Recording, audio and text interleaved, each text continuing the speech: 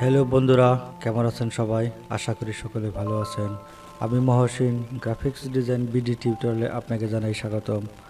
আজকে আমি আপনাদেরকে দেখাবো কিভাবে অ্যাডোব ইলাস্ট্রেটরের সাহায্যে এই ধরনের একটি লেটার লোগো ডিজাইন করা যায়।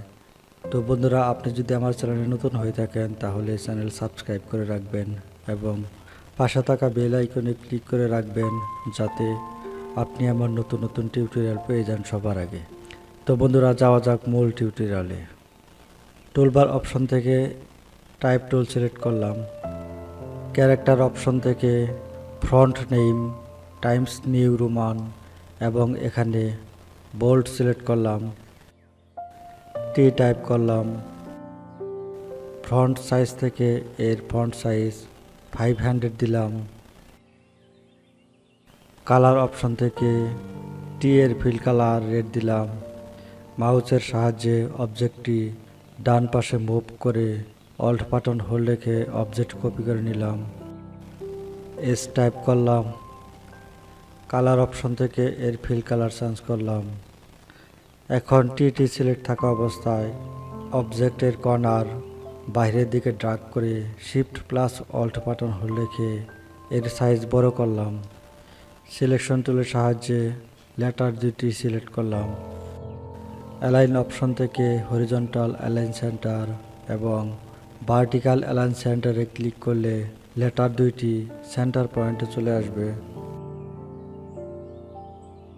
এস লেটার সিলেক্ট থাকা অবস্থায় এর বর্ডার বাহিরের দিকে ড্রাগ করে shift plus alt button hold রেখে এর সাইজ বড় করলাম। সিলেকশন টুলের সাহায্যে লেটার দুটি সিলেক্ট করে অবজেক্ট মেনু থেকে এক্সপ্যান্ডে ক্লিক করলাম। এবার এক্সপ্যান্ড অপশনে অবজেক্ট এবং ফিল টিক মার্ক থাকা অবস্থায় ওকেতে ক্লিক করলাম। টুলবার অপশন থেকে শেপ বিল্ডার টুল নিলাম। মাউস সাইনে প্লাস চিহ্ন থাকা অবস্থায় এখানে ড্রাগ করে ইউনিট করলাম। আবার এখান থেকে এখানে ড্রাগ করে শেপটি ইউনিট করে নিলাম। সিলেকশন টুলের সাহায্যে টি অবজেক্ট সিলেক্ট করলাম। কালার অপশন থেকে ফিল কালার রেড দিলাম। এবার এস অবজেক্ট সিলেক্ট করলাম। স্ট্রোক কালার থেকে এর স্ট্রোক কালার ব্ল্যাক দিলাম এবং স্ট্রোক সাইজ 2 দিলাম। সিলেকশন টুলের সাহায্যে সমস্ত অবজেক্ট সিলেক্ট করে অবজেক্টের উপর মাউসে রাইট বাটন সিঙ্গেল ক্লিক করে গ্রুপে ক্লিক করলে অবজেক্ট গ্রুপ হয়ে যাবে।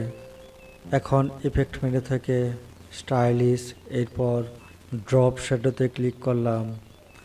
ড্রপ শ্যাডো অপশনে মোড নর্মাল, এখানে কালার হোয়াইট সিলেক্ট করে ওকে ক্লিক করলাম। অপাসিটি 100 পর্যন্ত নিয়ে ওকেতে ক্লিক করলাম। তো বন্ধুরা, আমার টিউটোরিয়াল যদি ভালো লাগে তাহলে ভিডিও লাইক করবেন। টিউটোরিয়াল বুঝতে যদি কোনো সমস্যা হয় কমেন্ট বক্সে কমেন্ট করে জানাবেন। ভিডিও বন্ধুদের সাথে শেয়ার করবেন।